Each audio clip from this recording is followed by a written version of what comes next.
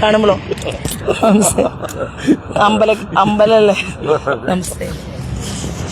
പിന്നെ പാലക്കാട് ആയ കാരണം കൊണ്ട് ആൾക്കാർ മുടിയിൽ പൂവൊക്കെ വയ്ക്കുക.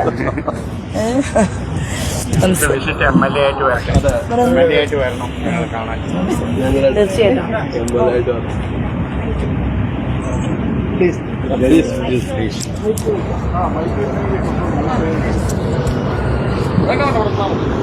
ഇവിടെ തന്നെ താഴെ മതി, അയച്ചു തന്നാണ്. അതായത് ഊരി കണ്ട് എടുക്കാം. ഈ ഫാനും ഒക്കെ കണ്ടി വരും. ശരിക്ക് അല്ല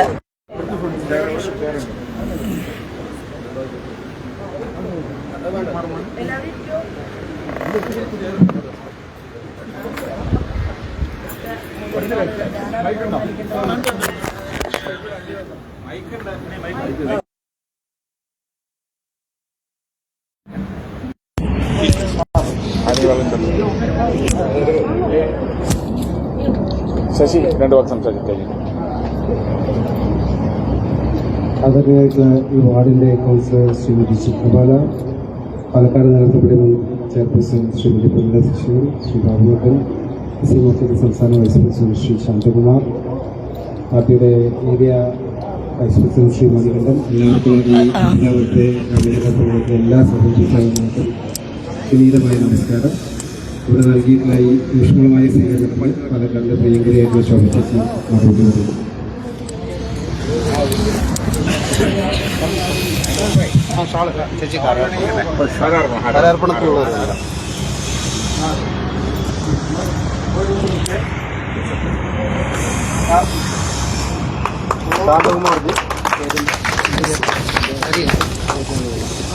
ഹരിഹരേട്ടൻ അമ്പല കമ്മിറ്റിയായിട്ട് ബന്ധപ്പെട്ട് കൈലാസ്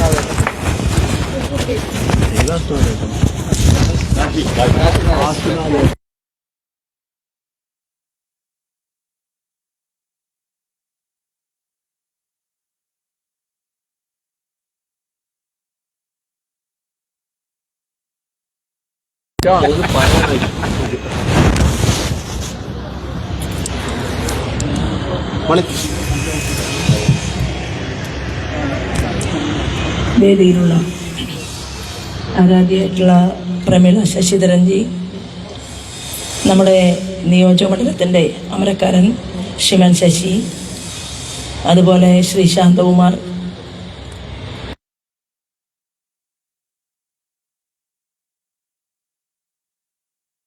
കൗൺസിലർ, നമ്മുടെ കൽപ്പാത്തിയിലെ വൃന്ദ ചേച്ചി,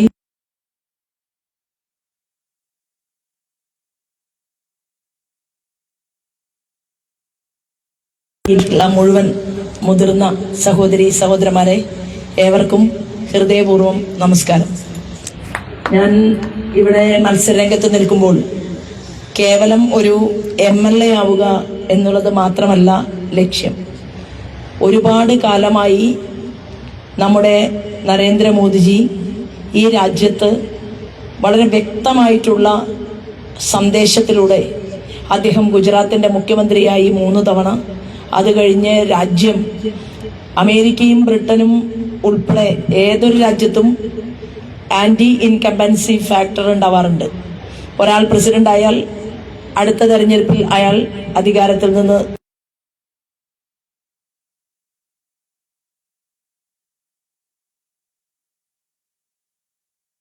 ഇന്ത്യയിൽ അമേരിക്കയിൽ നിന്നുള്ള വലിയ വലിയ കെങ്കേമന്മാരായിട്ടുള്ള ആളുകൾ ഇന്ത്യൻ പ്രധാനമന്ത്രിയായിട്ട് ഇനി മോദിജി വരാതിരിക്കാൻ വേണ്ടിയുള്ള എല്ലാ ആസൂത്രണങ്ങളും നടത്തിയിട്ടും ഒന്നും സംഭവിച്ചില്ല.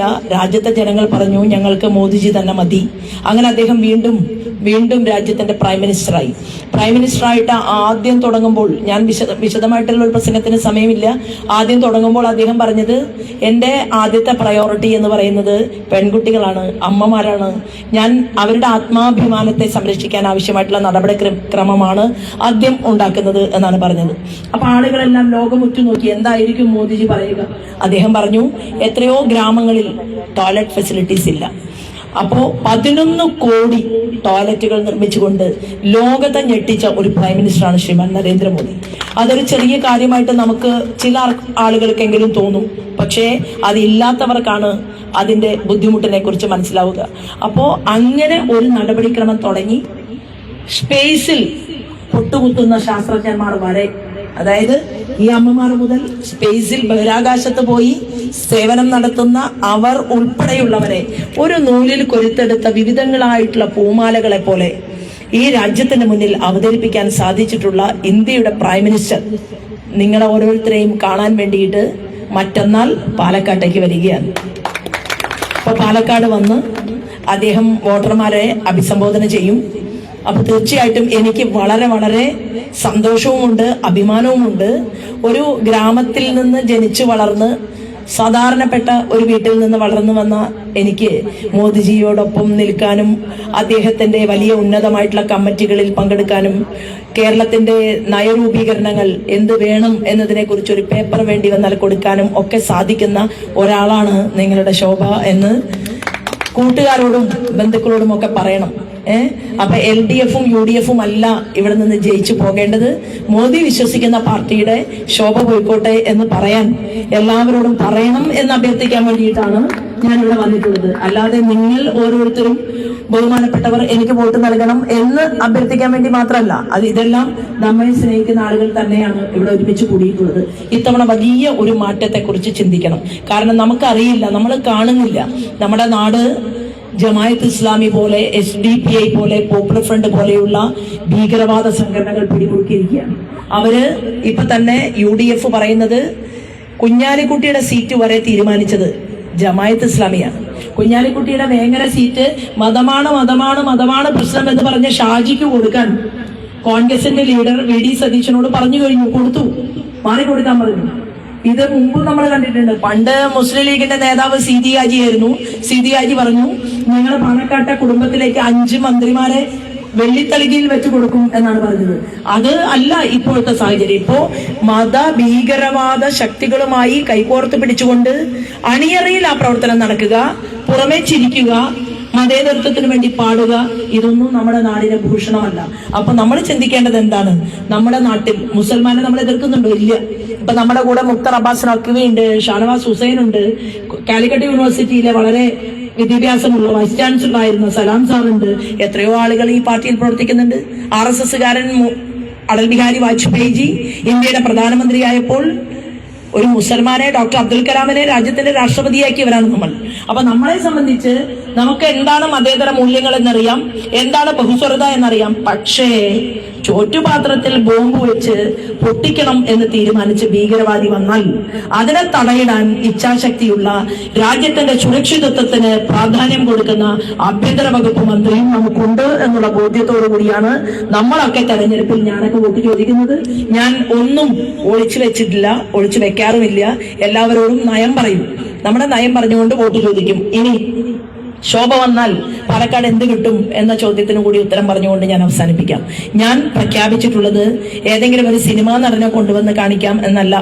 ഞാൻ ഇവിടുത്തെ ജനങ്ങളോട് പറയുന്നത്, നിങ്ങളുടെ MLA ആയി ശോഭ ജയിച്ചാൽ 700 കോടിയുടെ വികസന പദ്ധതി 3 മാസം കൊണ്ട് ഈ പാലക്കാടിന്റെ മണ്ണിലേക്ക് എത്തിക്കും. അതിനാവശ്യമായിട്ടുള്ള സാഹചര്യങ്ങളും സൗകര്യങ്ങളും കേന്ദ്ര ഗവൺമെന്റിന്റെ തണലും നമുക്ക് പാലക്കാടിനെ ശ്രദ്ധയിലേക്ക് എത്തിക്കാൻ സാധിക്കും എന്ന് ഞാൻ വെറുതെ പറയൂ. ഞാൻ അങ്ങനെ പറഞ്ഞു കഴിഞ്ഞാൽ എന്നെ ഇവരൊക്കെ ചീത്ത പറയില്ലേ, കേന്ദ്ര നേതാക്കന്മാർ? എന്നാൽ പല ആളുകളുമായി സംസാരിച്ചതിന് ശേഷമാണ് നമ്മൾ നമ്മുടെ വികസന രേഖ ഇവിടെ അവതരിപ്പിച്ചിട്ടുള്ളത്. ആ വികസന രേഖ വായിച്ചുകൊണ്ട് ചിലപ്പോൾ വീടുകളിൽ നമ്മുടെ ആളുകൾ വന്നു എന്ന് വരില്ല. കാരണം എന്താണ്? ഇതൊക്കെ നമ്മുടെ വീടുകളാണ്. താമരയിലല്ലാതെ ഇവരാരും വോട്ടിയില്ല എന്നുള്ളത് കൊണ്ട് ചിലപ്പോൾ ഇവിടെ കയറിയെന്ന് വരില്ല. നമ്മൾ മാത്തൂര്, പിരായിരി, കണ്ണാടിയിലൊക്കെ BJPക്ക് ശക്തിയില്ലാത്ത പ്രദേശങ്ങളിൽ കുറച്ച് വോട്ട് കൂടി പിടിക്കണം. കാരണം അങ്ങനെ പിടിച്ച് നമ്മൾ അവിടെ മുന്നോട്ട് വരണം. അവിടെ ഇന്നലെ എനിക്ക് മാർക്സിസ്റ്റ് പാർട്ടിയുടെ മുൻ പഞ്ചായത്ത് പ്രസിഡന്റിന്റെ വീട്ടിൽ അദ്ദേഹത്തിന്റെ അടുത്ത് കസേരയിട്ടുകൊണ്ട് എനിക്ക് ഭക്ഷണം തരികയുണ്ടായി. വേറൊരു പഞ്ചായത്തിൽ ഭാസ്കരേട്ടൻ അദ്ദേഹത്തിന്റെ മകൻ നമ്മുടെ പാർട്ടിയോടൊപ്പം പ്രവർത്തിക്കുകയാണ്. അപ്പൊ അത്തരമൊരു സാഹചര്യത്തിൽ അവിടുത്തെ കർഷകരുമായി ചേർന്ന് നിന്നുകൊണ്ട് മാർക്കറ്റ് ഇന്റർവെൻഷൻ സ്കീമിനെ കുറിച്ച് സംസാരിക്കാൻ, അവിടുത്തെ സോയിൽ ഹെൽത്ത് കാർഡിനെ കുറിച്ച് പറയാൻ, ഇതെല്ലാം വിവിധ സ്ഥലങ്ങളിൽ വിവിധ കാര്യങ്ങൾ നമ്മൾ അവതരിപ്പിക്കുന്ന കാര്യങ്ങൾ ചർച്ച ചെയ്തുകൊണ്ടാണ് നിങ്ങളുടെ മുന്നിൽ ഞാൻ നിൽക്കുന്നത്. എല്ലാവരും പ്രാർത്ഥിക്കുന്നവരാണ് അല്ലെ? രാവിലെ എണീറ്റ് കഴിഞ്ഞാൽ നമ്മളാണ് ജപിക്കുന്നത് സർവേ വിസുഖിന സന്തു സർവേ സന്തു നിരാമയ സർവേ ഭദ്രാണി പശ്യന്തു മാ കശ്ചിത് ദുഃഖം അപ്നുവേദ് എന്നുള്ള മംഗള ശ്ലോകം ജപിക്കാൻ സാധിക്കുന്നവരാണ് നമ്മൾ. സ്വാമി ചിന്മയാനന്ദ സ്വാമിജികൾ പറയാറുണ്ട്, നിങ്ങൾ ഇങ്ങനെ ചൊല്ലണം: ധർമ്മക്ഷേത്രേ കുരുക്ഷേത്രേ സമവേദായുത്സവ മമക പാണ്ഡവാസ്തൈവ കിമകുർവത സഞ്ജയ ദൃഷ്ട്വാദോ പാണ്ഡവാനീകം യൂഢം ദുര്യോധനസ്തത ആചാര്യം ഉപസംഗമ്യ രാജാവചനം അപ്രവീത് എന്ന് തുടങ്ങുന്ന ശ്ലോകങ്ങൾ നിങ്ങൾ പഠിക്കണം എന്ന് പറഞ്ഞിട്ടുണ്ട്. ഞാൻ സംസ്കൃതം പഠിച്ച ആളല്ല, പക്ഷെ ഞാൻ ബാലഗോകുലത്തിൽ പോയ ഒരു ആളായതുകൊണ്ട് അവിടെ നിന്ന് കിട്ടിയിട്ടുള്ള ഒരു അറിവ് ഞാൻ പറയുന്നു എന്ന് മാത്രമേ ഉള്ളൂ. അപ്പോ ഈ രാജ്യത്തിന്റെ ബഹുസ്വരതയും ഈ രാജ്യത്തിന്റെ സനാതന മൂല്യങ്ങളും ഉൾക്കൊണ്ടുകൊണ്ട് മുന്നോട്ട് പോകുന്ന എത്രയോ കാര്യങ്ങൾ ജപിക്കാൻ അറിയാവുന്ന, പ്രാർത്ഥിക്കാൻ അറിയാവുന്ന എന്റെ മുന്നിലിരിക്കുന്ന സഹോദരിമാർ, സഹോദരന്മാർ, നിങ്ങളുടെ ശോഭ വിജയിക്കണേ എന്ന് പറഞ്ഞുകൊണ്ട് ദിവസവും പൂജയിൽ ഉൾക്കൊള്ളിക്കണം എന്നുകൂടി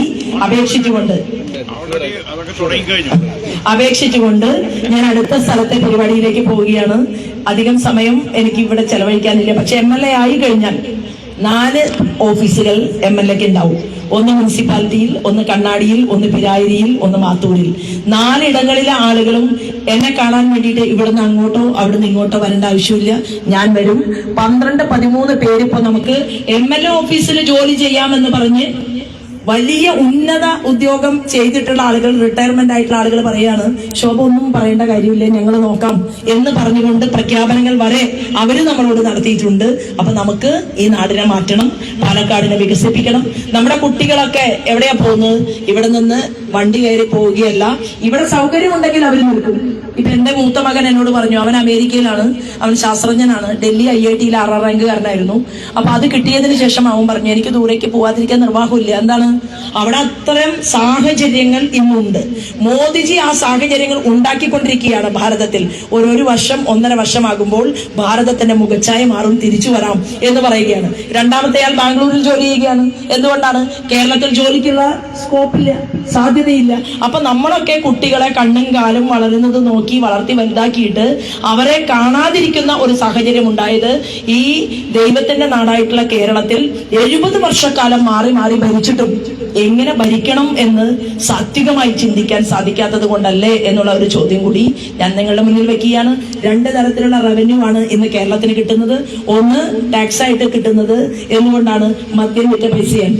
രണ്ടാമത് നോൺ ടാക്സ് റവന്യൂ കിട്ടുന്നത് ലോട്ടറി വിറ്റിട്ടാണ്.